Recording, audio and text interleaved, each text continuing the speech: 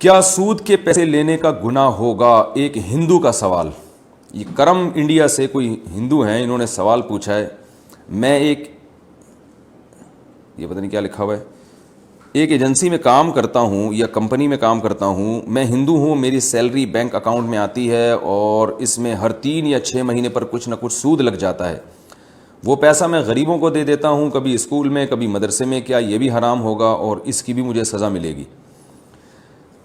سوال تو ہندو نے کیا ہے، لیکن قرآن مجید نے جہاں غیر مسلموں کو عقیدے کے معاملے میں خطاب کیا ہے، اعمال کے معاملے میں بھی خطاب کیا ہے. قرآن مجید میں جگہ جگہ جو اہل جہنم کی اللہ نے علامات بیان کی ہیں، جہاں یہ بیان کی ہے کہ یہ لوگ شرک کیا کرتے تھے، وہاں یہ بھی بیان کیا ہے کہ یہ نماز نہیں پڑھتے تھے، یہ زکوٰۃ نہیں دیتے تھے. حالانکہ نماز اور زکوٰۃ تو خالصتاً مسلمانوں کا شعار ہے. تو ان قرآنی آیات کی روشنی میں علماء نے لکھا ہے کہ غیر مسلموں سے اعمال کے بارے میں بھی سوال ہوگا عقیدے کے ساتھ ساتھ. ہاں، وہ اعمال پر اگر آ جائیں تو عمل قبول اس وقت تک نہیں ہوگا جب تک اسلام قبول نہیں کرتے. تو کوئی بھی غیر مسلم اگر جس کا عقیدہ شرکیہ ہے وہ اسلام قبول نہیں کرتے، تو جہاں ان کو اس شرک کا گناہ ملے گا وہاں بدعمالیوں کا گناہ بھی ملے گا. لہٰذا اگر کوئی غیر مسلم ایسا ہے جو سود بھی کھاتا ہو اور شرک بھی کرتا ہو، اور ایک غیر مسلم ایسے ہیں جو یعنی شرک کرتا ہے مگر وہ سود نہیں کھاتا، تو دونوں کے درجات میں قیامت کے دن فرق ہوگا. اس لیے کہ قرآن مجید سے اور احادیث سے ہمیں یہ بات پتہ چلتی ہے کہ غیر مسلموں کے بھی سزا کے مختلف درجات ہوں گے.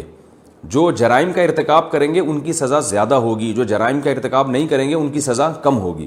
تو اس لیے اگرچہ آپ ہندو ہیں تو سب سے پہلے میں آپ کو دعوت دوں گا کہ آپ خالص توحید کی طرف آئیں.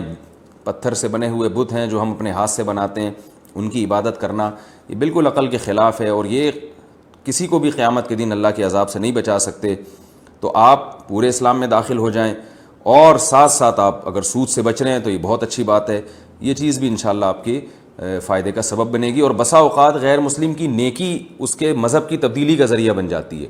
حدیث میں آتا ہے کہ ایک صحابی رسول اللہ صلی اللہ علیہ وسلم کے پاس آئے اسلام قبول کرنے. پھر انہوں نے اپنا واقعہ سنایا کہ یا رسول اللہ، میں نے زمانہ جاہلیت میں 100 لڑکیوں کو زندہ دفن ہونے سے بچایا ہے. انہوں نے اپنا واقعہ بیان کیا کہ میں کہیں جا رہا تھا تو مجھے آواز آئی، میاں بیوی میں جھگڑا ہو رہا تھا، تو عورت جو ہے نا وہ اپنے بچے کو بچانے کی فکر میں تھی، بیٹی کو بچی جنی تھی اس نے، اور باپ کی کوشش یہ تھی کہ وہ اس کو زندہ دفن کر دے. تو میں نے جا کے ان سے پوچھا، میں نے کہا تم یہ چاہتے ہو نا کہ یہ بچی تمہاری نظر سے دور ہو جائے؟ باپ سے میں نے کہا، تو اس نے کہا ہاں. تو کہا یہ مجھے بیچ دو، تمہاری نظر سے میں ہمیشہ کے لیے دور کر دوں گا، اس کو زندہ دفن نہ کرو. تو وہ کہتے ہیں اس طرح میں نے 100 لڑکیوں کو زندہ دفن ہونے سے بچایا ہے. تو یا رسول اللہ، یہ کفر کی حالت میں نے یہ نیکی کی تھی، تو کیا اس کا قیامت کے دن مجھے ثواب ملے گا؟ تو آپ صلی اللہ علیہ وسلم نے فرمایا کہ اسی نیکی کی وجہ سے اللہ نے تمہیں اسلام کی توفیق دی ہے. تو اس سے معلوم ہوا کہ آپ کوئی بھی نیکی کریں، سود سے بچنا بھی ایک نیکی ہے، تو اس کی برکت سے اللہ تعالیٰ انشاءاللہ آپ کو اسلام کی بھی توفیق دیں گے.